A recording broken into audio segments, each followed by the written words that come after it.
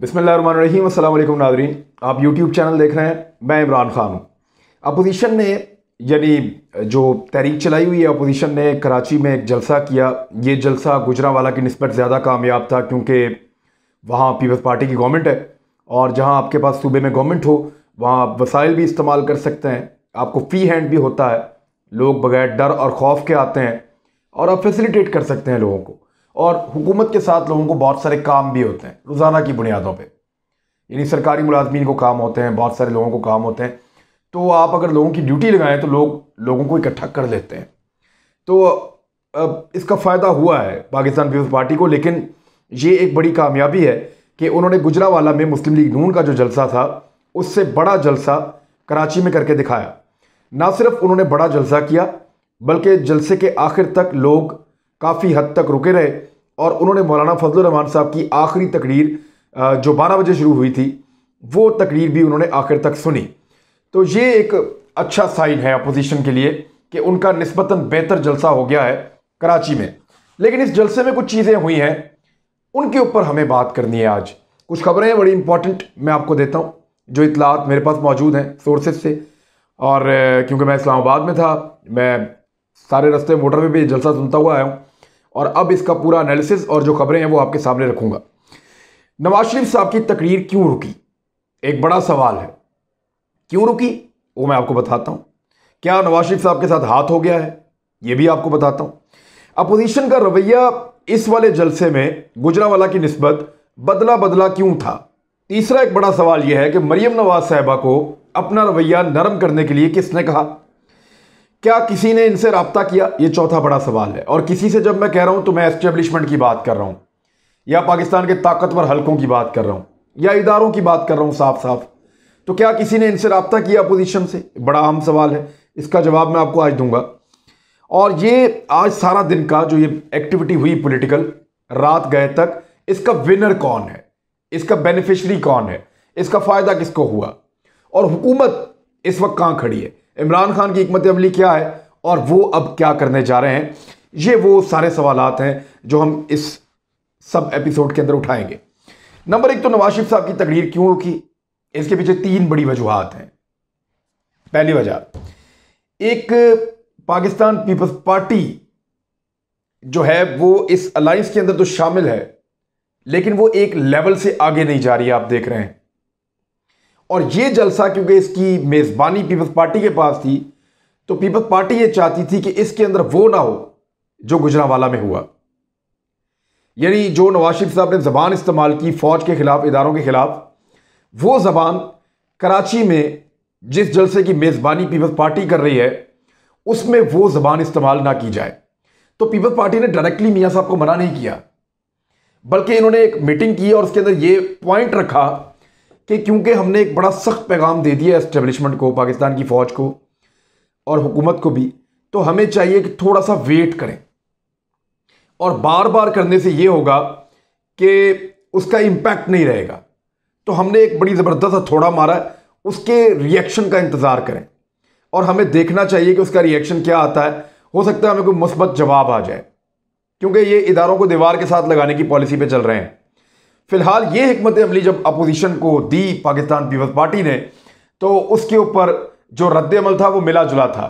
लेकिन क्योंकि peoples party ने जलसा करना था, उनकी मेज़बानी थी, पीपल्स पार्टी की मजबूरी को सब समझते भी हैं और उनको साथ लेकर चलना चाहते भी हैं, तो फैसला ये हुआ कि ठीक है गुजरांवाला वाली ज़ुबान जो है वो नहीं बोली जाएगी। और फिर मियाँ नवाज शरीफ साहब को ये कहा गया कि उनको एक डरावने ख्वाब के तौर पर रखा जाए कि वो जब बोलेंगे छप्पड़ फाड़ के बोलेंगे, वो जब बोलेंगे वो बहुत हैवी किस्म के अल्फाज इस्तेमाल करेंगे और बहुत ज़ोरदार तरीके से इदारों के ऊपर तनकीद करेंगे। लिहाजा मियाँ नवाज शरीफ साहब को बचा कर रखा जाए। अगर उनसे एक नरम और हल्की तकरीर करवाई गई, ये भी पीपल्स पार्टी ने आइडिया दिया कि अगर नवाज शरीफ से एक नरम और हल्की तकरीर करवाई गई तो उसका इंपैक्ट नहीं बनेगा, तो ये भी फौरी तौर पर कबूल कर लिया गया। और पीएमएलएन शायद चाहती भी ये थी कि इस मरतबा उतने जोर से ना बोला जाए या कम से कम नवाज शरीफ साहब को ना बोलने दिया जाए। रीजन क्या है, उसका रीजन ये है कि पीएमएलएन मुस्लिम लीग नून के अंदर से एक रिएक्शन आया है और वो रिएक्शन ये है कि इदारों के साथ ऐसी खुलम खुला और बराह रास्त लड़ाई हम कैसे लड़ सकते हैं। हमारी अपनी तारीख उठा के देख लें, इदारों के साथ हमारे बड़े अच्छे ताल्लुकात रहे हैं, उन्हीं ताल्लुकात की बिना पे हमने हमेशा हुकूमत बनाई है। लेकिन इदारों के साथ लड़के हम इक्तदार में कभी नहीं आ सकेंगे, और इक्तदार के लिए ये सारे पॉलिटिक्स करते हैं। तमाम पॉलिटिकल पार्टी, चाहे पीटीआई है, चाहे पीएमएलएन है, चाहे पीपल्स पार्टी है, कोई भी है, मौलाना साहब है, सब इक्तदार के लिए सियासत करते हैं। तो पीएमएलएन क्यों एक ऐसी लड़ाई में जाएगी जिसमें इक्तदार नहीं मिल रहा, सिर्फ एक आदमी का गुस्सा ठंडा हो रहा है? तो पीएमएलएन के अंदर बड़ा सख्त रिएक्शन आया। और जो मुस्लिम लीग नून है उसकी एक बहुत बड़ी खूबी है, शायद सारे लोग नहीं जानते, इनका अपनी पार्टी के अंदर इंटेलिजेंस का निजाम बहुत जबरदस्त है। बेशुमार लोग इनको रिपोर्ट करते हैं, बेशुमार लोग इनको अंदर की चीजें बताते हैं, और अंदर की बात बताने या शिकायत लगाने वाले को ये बड़ा अप्रिशिएट करते हैं। इसलिए इस पार्टी में एक कल्चर है कि बात छुपी नहीं रह सकती। जो भी रिएक्शन आ रहा होता है, या पार्टी के लोग कुछ और सोच रहे होते हैं या अलग से बात कर रहे होते हैं, तो वो बात किसी ना किसी तरह मियां नवाज शरीफ साहब तक पहुंच जाती है। इसलिए इनकी पार्टी के ऊपर कंट्रोल बहुत अच्छा है। तो अब ये जो बातें हुई पार्टी के अंदर, मुख्तलिफ जगहों पे मीटिंग्स हुई, और उन्होंने कहा कि क्या मियां नवाज शरीफ साहब का बयानिया जो है वो उनका अपना जाती गुस्सा है, उसका बोझ हम क्यों उठाएं? तो ये बात उनकी क़यादत तक पहुंची, तो उन्होंने कहा अभी फौरी तौर पर बोलना ठीक नहीं होगा। लिहाजा उनको पीपल्स पार्टी ने सजेशन दी, वो पहले ही ये चाह रहे थे और वो इससे भाग गए। अब किया क्या अपोजिशन ने? अपोजिशन ने ये किया, अपना रवैया बदल के उन्होंने एस्टेब्लिशमेंट के सामने एक मिन्नत की है। वो कैसे? एक तरफ से वो एस्टेब्लिशमेंट को दिखा रहे हैं डंडा कि हम आपके ऊपर अटैक करेंगे, हम आपके ऊपर हमला करेंगे, हम आपको दीवार के साथ लगाएंगे, हम इंटरनेशनली भी आपको खराब करेंगे और पाकिस्तान के अंदर अवाम को भी आपके खिलाफ उकसाएंगे। एक तरफ ये कर रहे हैं, दूसरी तरफ खामोश रहकर पैगाम दे रहे हैं कि हम ये भी कर सकते हैं, सिर्फ इमरान खान पे तनकीद करेंगे, आप हमारे लिए गुंजाइश पैदा करें। कौन सी गुंजाइश? वो गुंजाइश जो मोहम्मद जुबैर साहब पैदा करवाने के लिए गए थे, वो गुंजाइश जिसके लिए नवाज शरीफ साहब ने बहुत सारी खुफिया मुलाकातें करवाई, वो गुंजाइश अपोजिशन मांग रही है, वो गुंजाइश अपोजिशन को एस्टेब्लिशमेंट नहीं दे रही। अब आज के जलसे में आप अगर गौर करें तो मरियम नवाज की पूरी तकरीर इमरान खान के खिलाफ, एस्टेब्लिशमेंट के खिलाफ बात नहीं की, उस तरह खुल के नहीं की जैसे की जाती है। नवाज शरीफ स्क्रीन से आउट, बिलावल भुट्टो जरदारी पूरी तकरीर मोहतरमा बेनजीर भुट्टो की कुर्बानी, बहुत बड़ी कुर्बानी है वैसे, मोहतरमा बेनजीर भुट्टो की कुर्बानी और इमरान खान साहब के खिलाफ। यानी उनकी तकरीर में भी कहीं भी एस्टेब्लिशमेंट और वो हमें उस तरह से नजर नहीं आया। मौलाना फजलुर रहमान साहब काफी बदले बदले नजर आए, बाकी लोग भी हमें इसी तरह नजर आए। तो जो काबिल जिक्र लोग थे उन्होंने अपना रवैया बदला। ये एक स्ट्रेटजी है, एक हिकमत अमली है कि हम अपोजिशन को ये बताना चाह रहे थे पहले जलसे में कि हम आपका कितना नुकसान कर सकते हैं, और दूसरे जलसे में हम ये बताना चाह रहे थे कि हमारे पास एक और टारगेट है इमरान खान, हम उसको टारगेट करेंगे, आप हमें सपोर्ट करें, या कम से कम आप हमारे लिए नरमी पैदा करें, हमारे लिए गुंजाइश पैदा करें। वही गुंजाइश जिसको एनआरओ कहते हैं, वही गुंजाइश जिसमें केसेस खत्म हो जाते हैं, वही गुंजाइश जिसमें आप सिस्टम को इस्तेमाल करते हुए बच जाते हैं, वही गुंजाइश जिसमें आप कुछ भी करके दोबारा इख्तिदार में भी आ सकते हैं। तो वो गुंजाइश अब अपोजिशन चाह रही है कि एस्टेब्लिशमेंट उनके लिए पैदा करे, और वक्ती तौर पे उन्होंने अपना रवैया नरम किया है। एस्टेब्लिशमेंट की जानिब से अब आपको बिल्कुल एक्यूरेट खबर दे रहा हूं कि किसी ने कोई राब्ता नहीं किया। अफवाज पाकिस्तान या जनरल बाजवा साहब के या जनरल फैज जिनके ऊपर ज्यादा तनकीद हुई, उनकी जानिब से या उनके किसी नुमाइंदे की जानिब से अपोजिशन से किसी ने कोई राब्ता नहीं किया। किसी ने इनको नहीं कहा कि आप हथौला रखें, किसी ने इनको नहीं कहा कि आपको यह नहीं बोलना चाहिए था, किसी ने इनके साथ राब्ता तक नहीं किया। और जब उन्होंने राब्ता नहीं किया तो फिर अपोजिशन ने फैसला किया कि हम एक ऐसा तासुर दें, इससे ये उन्होंने एक तीर से दो शिकार करने की कोशिश की कि ये तासुर जाए हुकूमत को कि हमारा एस्टेब्लिशमेंट से राब्ता हो गया, लिहाजा हम उनको कुछ नहीं कह रहे, अब आपको टारगेट करेंगे, एक दूरी पैदा हो जाए। दूसरा, एस्टेब्लिशमेंट को यह तासुर दें कि हम इमरान खान को मारना चाहते हैं, आप हमारे लिए गुंजाइश पैदा करें, कुछ भी नहीं होगा। लिहाजा अभी तक मैं पक्की खबर आपको दे रहा हूं कि एस्टेब्लिशमेंट की तरफ से किसी शख्स ने भी अपोजिशन के साथ कोई राब्ता नहीं किया। ये जो पाकिस्तान डेमोक्रेटिक मूवमेंट है, इनके लोगों से राब्ता नहीं हुआ, ना मौलाना फजलुर रहमान साहब से, ना पीपल्स पार्टी से, ना पीएमएलएन से, किसी जमात से नहीं हुआ। अब आज के सारा दिन का विनर कौन है? पीपल्स पार्टी।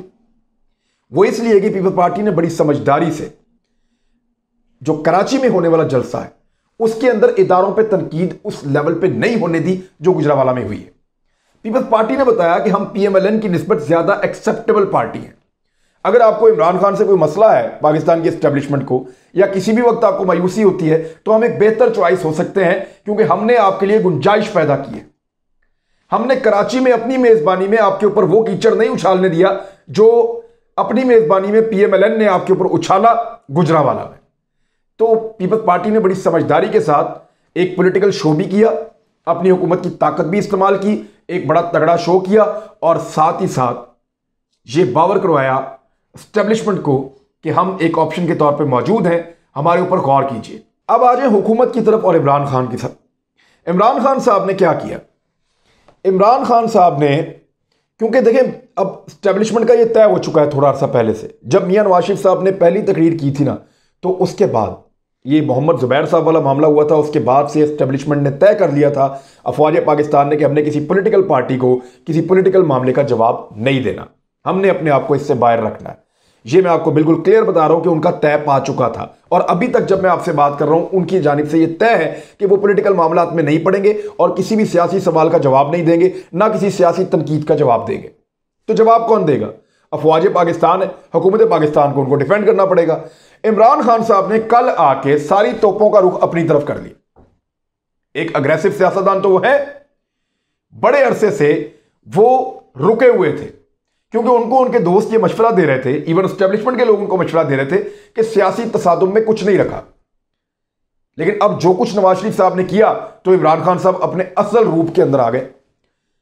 जिस चीज में वो माहिर है लड़ाई करने में, उसके अंदर वो आ गए, और उन्होंने आके सारी तोपों का रुख अपनी तरफ कर लिया, सबको एकदम तनकीद का निशाना बनाया, और ना सिर्फ डिफेंड किया कौमी सलामती के इदारों को, बल्कि अपोजिशन के ऊपर कड़ी तनकीद की और उनकी तनकीद का रुख अपनी तरफ कर लिया। इमरान खान साहब ने इससे दो चीजें अचीव की हैं। देखिए, जितने भी अपोजिशन है ना, इनके ऊपर केसेस हैं, बहुत सारे लोग इनके खिलाफ हैं, उन सारे लोगों को अपनी तरफ कर लिया, नंबर एक। नंबर दो, एस्टेब्लिशमेंट को यह बताया कि जो आपके ऊपर हमला करेगा, मैं बतौर पाकिस्तानी, पाकिस्तान के प्राइम मिनिस्टर के, मैं आपको डिफेंड करने के लिए खुद फ्रंट लाइन पे आ जाऊंगा, मैं खुद फ्रंट फुट पे आऊंगा, और आके तोपों का रुख अपनी तरफ भी करना पड़ा तो करूंगा, और आपके सामने आकर खड़ा होऊंगा अगर आपके ऊपर तनकीद होगी तो इससे एक तो एस्टेब्लिशमेंट के साथ उनका रिलेशन ज्यादा बेहतर होगा, और दूसरा उनको इस बात का फायदा होगा कि पॉलिटिकली एक फिजा बनेगी कि ये इमरान खान और ये एंटी इमरान खान। इसका हमेशा एक पॉलिटिकल आदमी को फायदा होता है। जो पॉलिटिक्स को समझते हैं वो इस बात को जानते हैं। सिर्फ इमरान खान साहब महंगाई पे काबू करें, मईशत को बेहतर करें, ये दो चीजें करें, और गवर्नेंस को बेहतर करें, और कुछ अपने आसपास जो काली भेड़े उनको हटा के बेहतर लोग जो है उनको लेकर आए, तो इमरान खान साहब को पॉलिटिकली फायदा होगा इस अपोजिशन के एहतजाज का। यह बिल्कुल क्लियर है, क्योंकि उनका अपना वर्कर जो है वो मोटिवेट होगा, जो सो रहा है वो जाग जाएगा। लेकिन उसके लिए जरूरी है कि खान साहब को कुछ बुनियादी इकदाम महंगाई के हवाले से, मईशत के हवाले से, और ये जो माफियाज काम कर रहे हैं इनके हवाले से उनको करने पड़ेंगे। दूसरा, इमरान खान साहब ने एक तीर से जो शिकार किए हैं, उनमें एक शिकार यह है कि अपोजिशन के बारे में, उनके केसेस के बारे में, जहां यह सोचा जाता था इदारों में कि इसके कुछ पॉलिटिकल इंप्लीकेशंस हो जाएंगे, या अपोजिशन के ऊपर सख्त हाथ डाला तो वो शोर मचाएंगे, या सख्त हाथ डाला तो ये हो जाएगा या वो हो जाएगा, वो अब इमरान खान साहब को मौका मिल गया कि जितना मर्जी सख्त हाथ डाले, क्योंकि जो मैक्सिमम अपोजिशन कर सकती थी वो तो कर दिया।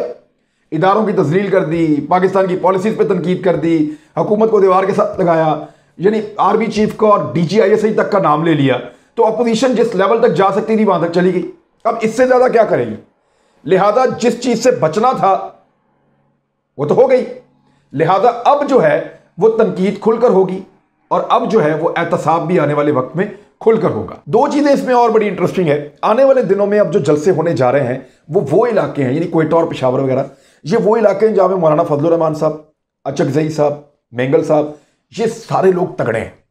ये छोटी पॉलिटिकल पार्टीज है, ANP तगड़ी है पेशावर के अंदर, वो भी बंदे इकट्ठे करेगी। तो ये पॉलिटिकल पार्टीज हैं, इनके होने वाले जलसों के अंदर बिल्कुल सूरत डिफरेंट हो सकती है, बिल्कुल डिफरेंट हो सकती है, और वो एक नया पॉलिटिकल सिनेरियो बनाएंगे। उसके ऊपर मैं आने वाले वीलॉग के अंदर बात करूंगा। लेकिन आज बिलावल भुट्टो जरदारी साहब ने एक शेर पढ़ा, वो मैं आपको पढ़ के सुना देता हूं। उन्होंने कहा कि तुमसे पहले वो जो एक शख्स यहां तख्त नशीं था, तुमसे पहले वो जो एक शख्स यहां तख्त नशी था, उसको भी अपने खुदा होने पे इतना ही यकीन था। तो इमरान खान साहब के लिए उन्होंने ये शेर पढ़ा, और इमरान खान साहब से पहले नवाज शरीफ साहब तख्त नशीन थे, और उनको भी अपने खुदा, यानी ये तनकीद भी करते हैं तो खुद ही उसकी सद में आ जाते हैं। और आज मैंने बड़ी इंटरेस्टिंग चीज़ ये देखी कि मरियम नवाज साहबा ने पहली मरतबा अपने करियर में उन्होंने एक खिताब किया पीपल्स पार्टी के जलसे से। नवाज शरीफ साहब नहीं कर सके आज तक, ये मरियम नवाज साहबा ने किया, और बड़ा ज़बरदस्त उनका आज एक बड़ा लंबा खिताब था। उन्होंने ये भी क्लियर किया, और ख़ासतौर पर उनको चढ़ाया जाता है नानी कह के, तो उन्होंने कहा कि ये ज़्यादती है। नानियाँ तो बहुत सारी होती हैं, दादियाँ भी होती हैं। बहरहाल उन्होंने उसका भी जवाब दिया और बहुत सारी तनकीद का जवाब दिया, लेकिन आज सारी तोपों का रुख इमरान खान की तरफ था और जो इदारे हैं उनकी तरफ नहीं था। इदारों ने नहीं रोका, ये अपोजिशन खुद रुकी है, ये इनकी हिकमत अमली है, और इसमें पीपल्स पार्टी ने गेन किया है। और PMLN जो है वो अब अपने आप को बचा रही है कि पार्टी के अंदर ही बगावत ना हो जाए। और दूसरा हिकमत अमली ये है कि एस्टेब्लिशमेंट ये सोचे कि ठीक है, इसको इमरान खान से लड़ने दो अपोजिशन को, हम क्यों बीच में आते हैं, या हमें क्या पड़ी है हुकूमत को बचाने की, या हमें क्या पड़ी है इस्तेहकाम लेकर आने की, या हमें इस बारे में क्या पड़ी है कि हम अपोजिशन की मदद ना करें या उनको वो NRO ना दें जो वो मांग रहे हैं। हम पहले भी देते रहे हैं, फिर दे दें, हमारा क्या जाएगा। ये पॉलिटिकल लोग हैं, आपस में लड़ते रहेंगे, हम पे तनकीद नहीं होनी चाहिए। ये इस किस्म का एक मौका इन्होंने बना के दिया है एस्टेब्लिशमेंट को, लेकिन अभी तक इनसे किसी ने राब्ता नहीं किया, किसी ने घास नहीं डाली। हाँ, कोई करेगा या कोई मामला इस तरफ जाएंगे तो मैंने आपको पहले भी बताया था कि नवाज शरीफ बाहर जाने वाला है, जाने से 2-3 माह पहले बता दिया था। अब भी इंशाल्लाह कोशिश करूंगा कि आपको पहले बताऊंगा कि अपोजिशन की दाल गल रही है या नहीं। अब तक के लिए इतना ही, अपना ख्याल रखिएगा, इस चैनल का भी। अल्लाह हाफिज़।